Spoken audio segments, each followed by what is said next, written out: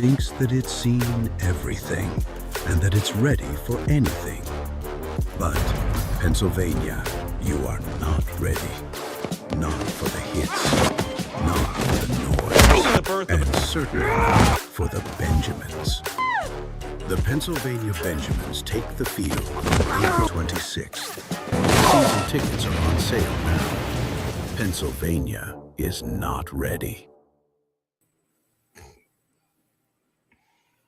Hey everyone, welcome to Live with the IAL. I'm Corine Lewis, Director of Entertainment, and with me today is the one and only Dan Lest, who is our commissioner and my co-host. How's it going?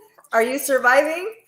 I'm surviving. That video was very funny. At some point the Benjamins player beat up two people in pickle costumes. I don't listen. They're attacking they're attacking people. They attacked this nice friendly Amish people. They're attacking everybody. So yeah. Oh my gosh, please. That is just so funny to me. I don't know. But the video team is very, very creative. Yeah, for sure.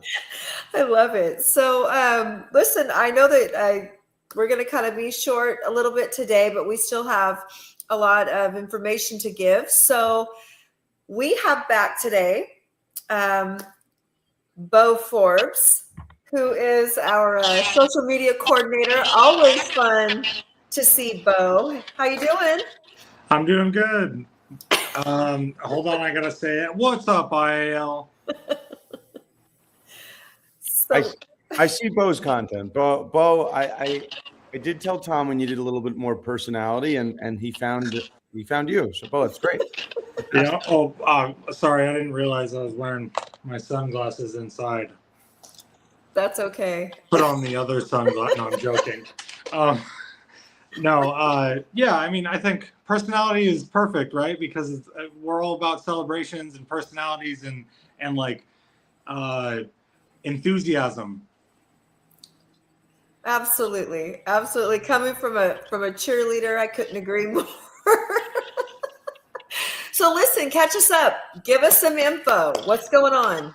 Yeah. So I work pretty closely with the team over in Germany, the social media team, like guys that we have out there. We've got a lot of movement as far as like player signings when it comes to the like Zurich specifically. They're signing some pretty amazing players, and then in Dusseldorf we got like there's a lot of interaction happening with the community. I mean, really everywhere, all around the league. In restaurants, teams are doing meet and greets. We've got an exhibition in Utah. I think it's Saturday. Don't fully quote me, but I believe it's Saturday. Okay. Or a scrimmage, I think, an exhibition or a scrimmage. I was just informed, and I'm like, this is awesome. I can't wait to make content about it. We're getting a never-ending feed of practice, workouts, players out with the community.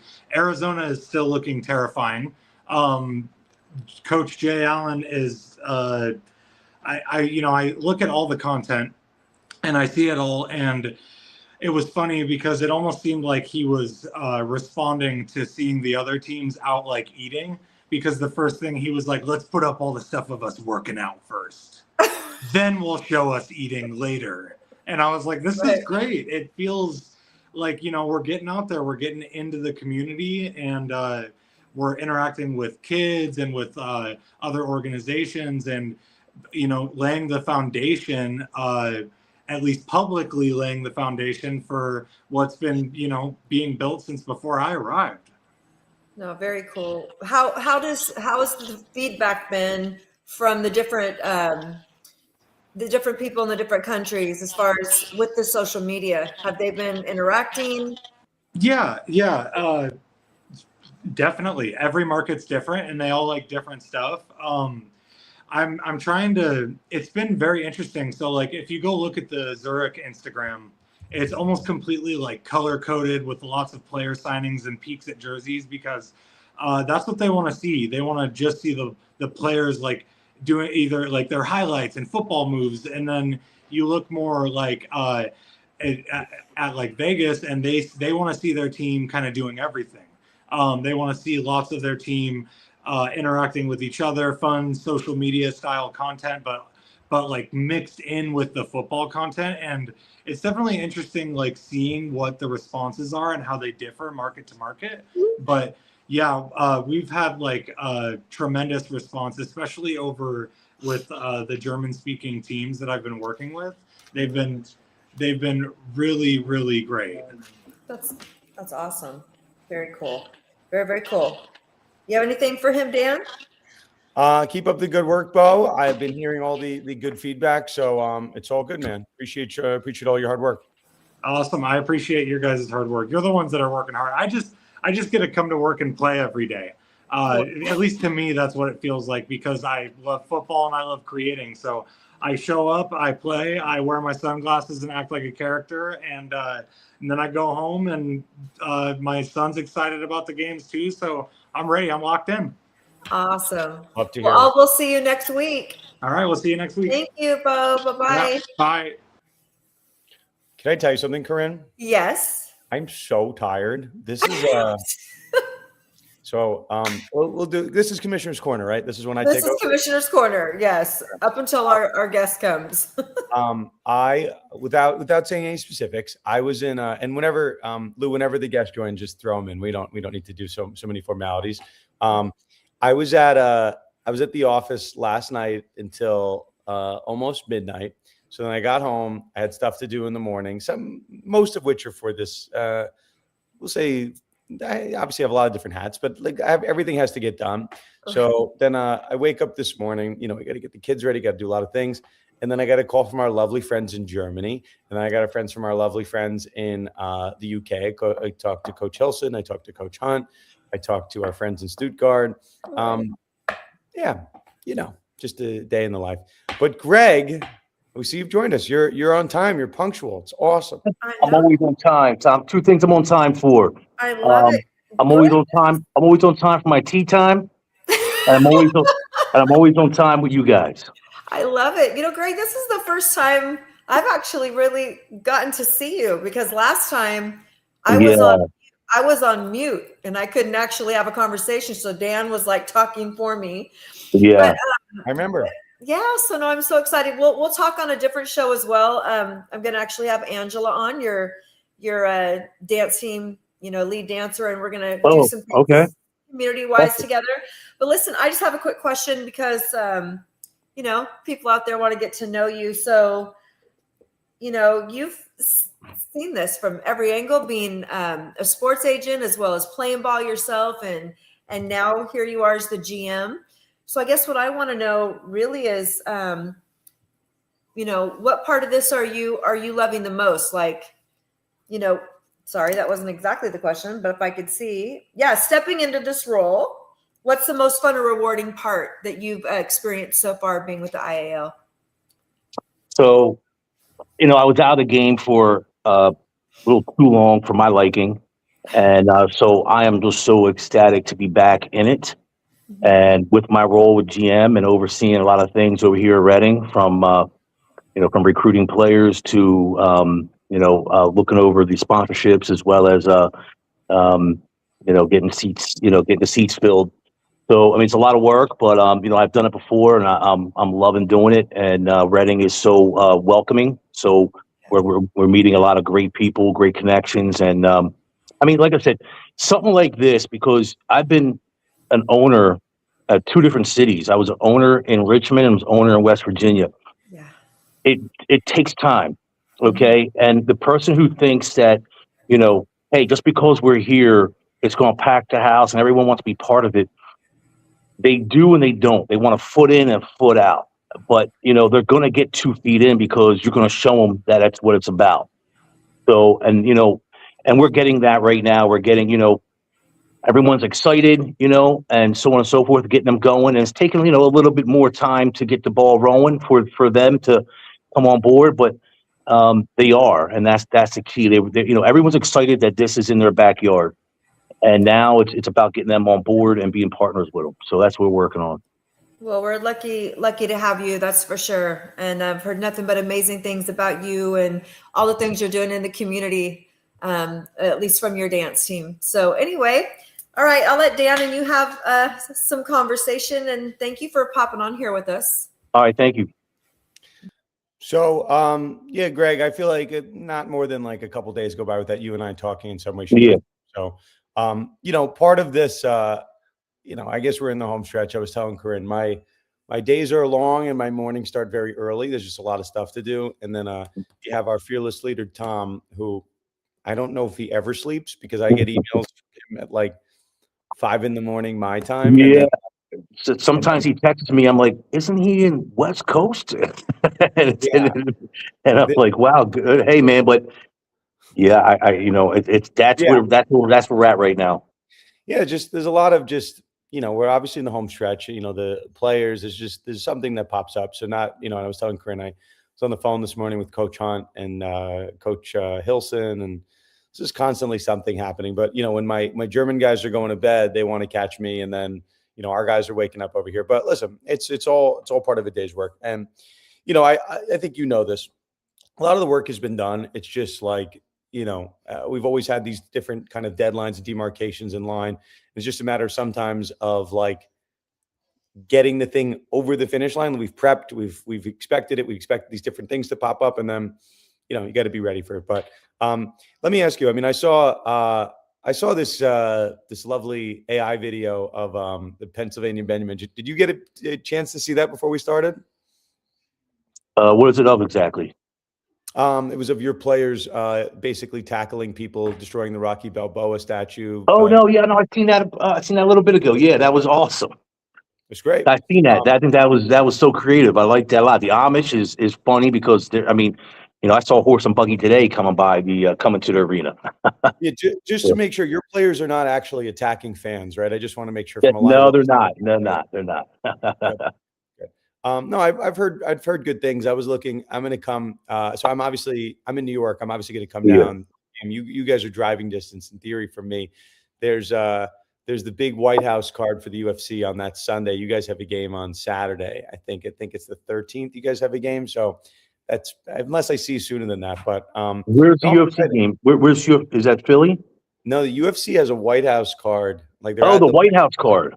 Okay. On the 14th, so I'm trying to find an excuse to be in the area. So oh wow, okay, yeah, but no, I've been looking at your schedule a lot. So Greg, why don't you tell us? I mean, like we have one, we have teams in different markets in like we have Pennsylvania, we have Cincinnati, but really you have kind of this Northeast to yourself. So I'd love to hear, on the GM side, I don't really know if people understand what your role is. Like obviously people understand the traditional GM. But then there's everything else you're doing in the community. So I'd love for people to understand kind of a day in your life, Greg. So, like I said, it's not just taking care of one thing. You want to be proactive on everything and everybody that's underneath you. So, it's about all the connections you can possibly make prior to the season starts helps the whole season out. And I mean, if it's going to different dinner parties and meeting people and business owners, and you can get some sponsorships or people that are important in the city. The city works. Every city you go to is ran by multiple people. You need to know who those people are, shake their hands, and have a connection with them and get them on board. And if everybody's on board, then everyone's going to help you out because at the end of the day, we're the new kid in town. Right. And, to the point where we don't know anything about this area, and just like anything else, like we're bringing people in, we're bringing coaches in, bringing people in, so on and so forth. So how do we learn the area? Well, let's go shake the hands of the most important people around the area and let them lead us in the direction and point out for us. So I've been doing a lot of that, and then, getting myself ready for game day. Luckily, I like being on the road first week, so I can just kind of get a little more time to get ready for our home opener, which would be the second week in action. Get everything done. I mean, I got a big whiteboard here that says who's singing my national anthem, who's doing my stats, my DJ, my ball boys, my chain gang, my halftime production. I mean, my halftime show. You got to have that all done. And then on top of it, I'm helping coach bring in players and so on and so forth. Hey, we need a new DB. Let's go get this guy. Let's get this guy. Offensive line. So it's a lot of fun, and it's a lot of work and a lot of fun. But just like you're mentioning, you're getting your calls in the morning and from these guys, and that slows down. This is a time for that right now, even for GM. When everything's in order, right? And we got the 20-man roster, and we're playing games. Let's say it's May. I don't have to be looking around for all these things and so on and so forth. So I get to slow down a little bit. So and it's go time now, and it's been go time since January, but it's really, really go time. No sleep, no sleep till Brooklyn, they say. That's where we're at right now. Yeah, it's funny. Even while we're on this call, you'll see I just sent you a text. Like, there's little things I'm thinking of, and it's great, Greg, to have someone like you in the league that has a lot of experience obviously in different markets. So, all the feedback that we've got from Pennsylvania has been tremendous, and we understand like different markets are going to react differently. Like, we had Jay Allen on the show a couple weeks ago. Like, Arizona is a hotbed for arena football. Like, Reading is a little bit different. So it's pros and cons, right? And on the one side, you are kind of educating your market about what arena football could be, and on the other side, right, the market understands what it is, but there's just it's a little bit more of a robust market that everyone's competing for eyeballs. So definitely different.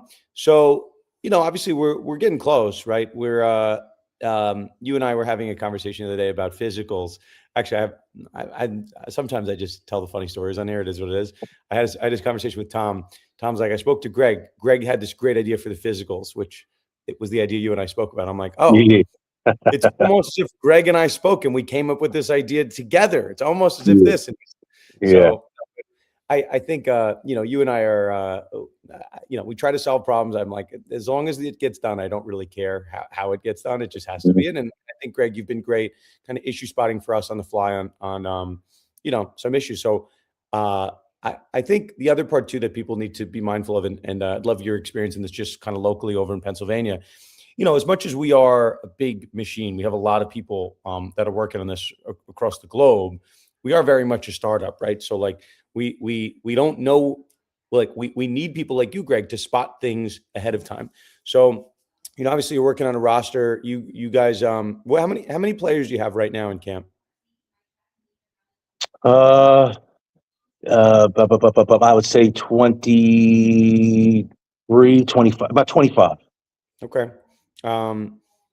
Getting close to some decision time, but I mean, we cut it. We cut already, so that's why I'm down to 25, and I got 2 more coming tomorrow. So we're just kind of flipping like that until camp ends for us on Friday. So I have like 3 more days to see evaluate the talent. Yeah, we have a lot of work. So whenever the final rosters are picked, we have a lot of we'll say paperwork on our end to into our systems and whatnot. So you guys are looking at Friday to end the chapter, and then the next chapter begins. So yeah, I mean, I don't know. You can take this wherever way you want. What's the biggest challenge you guys are facing over in Pennsylvania? You mean overall, or just from A to Z? You tell me. Because I like to know the problems that you're dealing with, and if I can help them, I can. And sometimes I put the problems out there to crowdsource. So if you're looking for a kicker, this is the time to tell us. I got lucky with a kicker, man. I have a local kicker that hit me up to play for the Arizona Rattlers for 2 years and won the championship. And he lives 10 minutes down the road. And I'm like, wow, all right, that's awesome. So I got lucky with the kicker. No, so player wise, there's no difficulties. We get the same player pool as everybody else, and we're out there, searching. And I think it should be a little easier for this league to grab players because of what we're paying them. We're paying them more than where they're getting elsewhere, so we can really have our pick. Unless they're going to the UFL, NFL, CFL, where else they want to go, we're paying them more. So come here. So I think the player pool is easier. So I don't think we have a really problem there. I think, but if you want me to tell you, like, what I think one of the bigger, I'm not saying problem, but a couple brick walls we have to, pound over to get over is to really get people on board for,